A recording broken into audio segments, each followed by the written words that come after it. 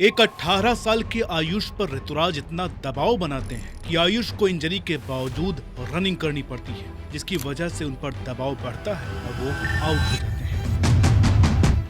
गायकवाड़ को अपनी ही टीम के 3 खिलाड़ियों से ऐसा कंपटीशन मिल रहा है, जिसकी वजह से वो न केवल कप्तानी छोड़ते भी नजर आ रहे हैं, बल्कि उनकी टीम में भी जगह नहीं दिख रही है। अब तो चेन्नई सुपर किंग्स का फैन होने के नाते सर पकड़ने के दिन आ गए भाई।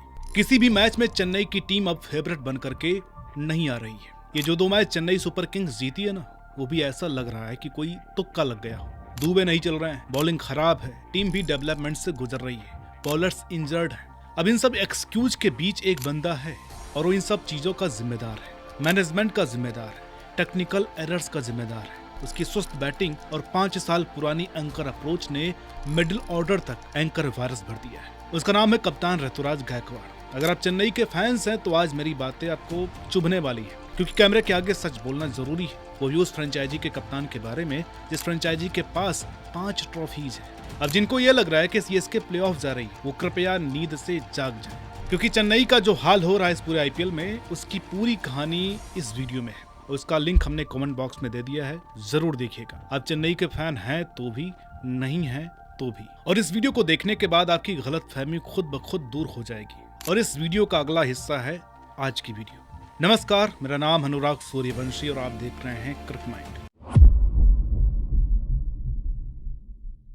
अब गायकवाड़ पर हम चेन्नई के पिछले मैच पर ही वीडियो करने वाले थे, लेकिन चेन्नई मैच जीत जाती है, इसलिए गायकवाड़ बच निकलते हैं। हालांकि उन्होंने इस मैच में भी कुछ खास नहीं किया था, लेकिन हम वेट कर रहे थे कि कहां पर उनकी वजह से टीम के घोड़े लगने शुरू होते हैं। और ये मौका मिला हमें हैदराबाद के खिलाफ करारी हार के बाद। 5 उन वजहों की आज हम बात करेंगे जो गायकवाड़ के साथ साथ चेन्नई सुपर किंग्स के इस साल के आईपीएल के सफर को प्लेऑफ से पहले ही खत्म करने के लिए काफी होने वाली है। तो पहली वजह जिसके कारण ऋतुराज गायकवाड़ पर बहुत ही कड़ी आलोचना हो रही है, और वह है उनकी बैटिंग पोजीशन। अब आप कहेंगे कि अनुराग भाई, वो तो बहुत सालों से ओपनिंग करता हुआ नजर आ रहा है। तो भैया, अगर आप टॉप ऑर्डर में खेल रहे हो तो आपका काम है पावर प्ले की पाबंदियों का फायदा उठाना और टीम को जितना हो सके उतना तेज शुरुआत देना। और 2026 में ऋतुराज गायकवाड़ जो कर रहे हैं ऊपर आकर के, तो क्राइम ही माना जाएगा। ऊपर से बॉलर्स ने उनके खेल का सॉफ्टवेयर डिकोड कर लिया है और अब ऋतुराज के पास उसका कोई जवाब नहीं है। 6 पारियों का उनका स्कोर कार्ड देखिए, ऐसा लग रहा है जैसे स्कोर कार्ड को पलट दिया गया। 6, 28, 7, 15, 7 और 19,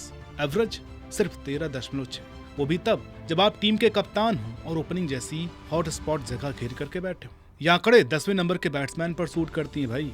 इनका स्ट्राइक रेट तो 112 का चल रहा है। यही वजह है कि ऋतुराज का ये कछुआ चाल बाकी खिलाड़ियों के लिए फांसी का फंदा बना है। उनकी सुस्ती की वजह से मिडिल ऑर्डर को जरूरत से ज्यादा रिस्क लेना पड़ रहा है और इसकी वजह से सीएसके का पूरा बैटिंग ऑर्डर ताश के पत्तों की तरह बिखर रहा है। वसीम जाफर सही कह रहे हैं कि ऋतुराज को टनल विजन की बीमारी हो गई है, यानी उनके दिमाग में बस एक ही धुन सवार है, एंकर बनना और लंबी पारी खेल। पर इसी चक्कर में वो इतने दब्बू हो गए हैं कि 2025 से उनका डॉट बॉल परसेंटेज 38.4 तक पहुंच गया है। इसका मतलब समझ रहे हैं? मतलब ये हुआ कि पावर प्ले जैसे सबसे क्रिटिकल टाइम में वो हर 10 में से 4 गेंदें डॉट निकाल रहे हैं। और सबसे बड़ी दिक्कत है स्ट्राइक रोटेट ना कर पाना। जो टाइमिंग कभी ऋतुराज की सबसे बड़ी ताकत थी, आज वही उनका साथ छोड़ चुकी है। राजस्थान रॉयल्स के खिलाफ उन्होंने 11 गेंदें खेली और बनाए सिर्फ 6 रन। मतलब पावर प्ले के 2 कीमती ओवर उन्होंने वेस्ट कर दिए। दिल्ली के खिलाफ 18 बॉल में 15 रन, यानी यहाँ 3 ओवर्स बर्बाद। इसकी वजह से दिक्कत ये हो रही है कि गायकवाड़ को मिल रहा है कंपटीशन, जिसकी वजह से उनका बाहर होना लगभग मुमकिन लगने लग गया है। वो आपको आगे बताते हैं। अब उससे पहले दूसरी वजह की बात करते हैं। दूसरी वजह है नो फाइटिंग स्पिरिट। किसी भी खिलाड़ी का फॉर्म जरूर ऊपर नीचे हो सकता है, पर एक कप्तान की असली पहचान टीम की फाइटिंग स्पिरिट से होती है। ऋतुराज गायकवाड़ की कप्तानी में चेन्नई सुपर किंग्स आज उसी इंस्टेबिलिटी के दौर में है जैसा 2022 में रविंद्र जडेजा के वक्त हुआ था। तब जडेजा ने लगातार 4 मैच हारकर कप्तानी छोड़ दी थी और धोनी ने कप्तानी संभाली थी। लेकिन यहाँ गायकवाड़ के पास ऐसा कोई ऑप्शन है ही नहीं। जिस फ्रेंचाइजी की बुनियाद ही प्रोसेस और कूल माइंड पर टिकी थी, आज उसका जीत और हार का रिकॉर्ड पाताल लोक में जा चुका है। अप्रैल 2026 के मिड तक, यानी एसआरएच वाले मैच तक, ऋतुराज ने 20 मैचों में से 12 हार अपनी कप्तानी में देख ली है, यानी केवल 40% का विनिंग रेट। 2026 की शुरुआत तो किसी हॉरर फिल्म जैसी थी, जब लगातार 3 मैचों में हार पर हार नसीब हो रही थी। और ये कोई इत्तेफाक नहीं है, ऋतुराज के नाम अब इस फ्रेंचाइजी के इतिहास की सबसे लंबी लूजिंग स्ट्रीक दर्ज हो चुकी है, लगातार 6 हार की। क्योंकि गायकवाड़ भाई साहब महेंद्र सिंह धोनी के शूज फिल कर रहे हैं, इसलिए धोनी से तुलना ऋतुराज के लिए किसी सजा से कम नहीं। चेन्नई के ही एक्स बैट्समैन बद्रीनाथ ने तो साफ कह दिया कि टीम की एनर्जी बहुत लो दिख रही है, ऋतुराज के फैसले पर सवालिया निशान खड़े कर रही है। जब धोनी का ऑन फील्ड सपोर्ट नहीं होता तो गायकवाड़ का टैक्टिकल गेम बिल्कुल फीका पड़ जाता है। अब ये तो साफ साफ दिख रहा है कि ऋतुराज धोनी वे को कॉपी करने की कोशिश कर रहा है। बिना धोनी वाले शार्प माइंड के धोनी मैच की सिचुएशन देख करके फैसला बदलते थे, पर ऋतुराज जैसे पहले से तय किए हुए प्लान पर चिपके रहते हैं। पंजाब के खिलाफ चिपॉक में 209 रन बनाने के बाद भी हार उनकी डिफेंसिव कप्तानी का सबूत है। तीसरी वजह उनकी स्पिन के खिलाफ कमजोरी में नजर आती है। 2021 में स्पिन के खिलाफ उनका 54 का औसत था और 154 का स्ट्राइक रेट।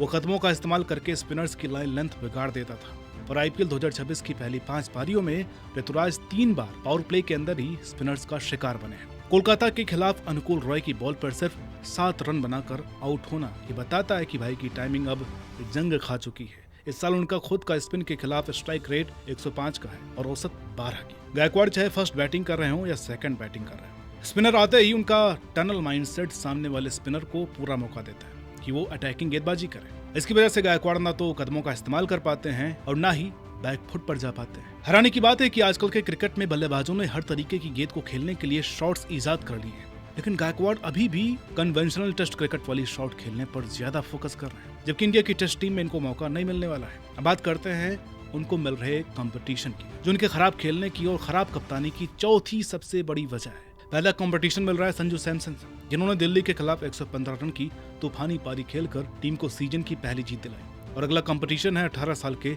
आयुष म्हात्रे से, जिनको गायकवाड़ की इंजरी के रिप्लेसमेंट के तौर पर टीम में लाया गया था। आयुष की बैटिंग भी पावर प्ले में आ जाती है और जिस तरीके की बैटिंग आयुष और संजू सैमसन ने की है, उसने ऋतुराज की टीम में जगह पर ही सवाल खड़े कर दिए हैं। क्योंकि अगर सीएसके को पावर प्ले का फायदा उठाना है तो म्हात्रे संजू की जोड़ी आज की तारीख में बेस्ट है। इसके अलावा गायकवाड़ के रनों के अकाल ने शुभम दुबे और सरफराज खान जैसे फिनिशर्स को डिफेंसिव बना दिया है। होना तो ये चाहिए था कि गायकवाड़ भी तेजी से खेलते तो नीचे आकर इन दोनों के पास हाई रिस्क गेम खेलने का मौका होता, लेकिन गायकवाड़ ऊपर से एक तो स्लो खेलते हैं और इतना कम स्कोर बनाते हैं कि नीचे आने वाले बैट्समैन के पास स्कोर बोर्ड को चलाए रखने के अलावा और कोई ऑप्शन नहीं होता है। इसलिए चेन्नई मिडिल ओवर में फेल हो रही है, क्योंकि उर्विल पटेल जैसा टेक्निकल साउंड और गायकवाड़ के मुकाबले कहीं ज्यादा अग्रेसिव बल्लेबाज डगआउट में बैठा है। अब अगर संजू सैमसन और आयुष म्हात्रे ओपनिंग करने आते हैं और नंबर 3 पर गायकवाड़ की जगह उर्विल पटेल को मौका मिलता है, तो इस गणित के हिसाब से गायकवाड़ प्लेइंग 11 में ही फिट नहीं बैठते, तो फिर कप्तानी कौन करेगा। अब अगर नंबर 3 पर आप गायकवाड़ को भेजते हैं और गलती से संजू या आयुष जल्दी आउट हो जाते हैं, तो फिर कहानी उसी मोड़ पर आ जाएगी। यानी गायकवाड़ की टीम प्रेजेंस ही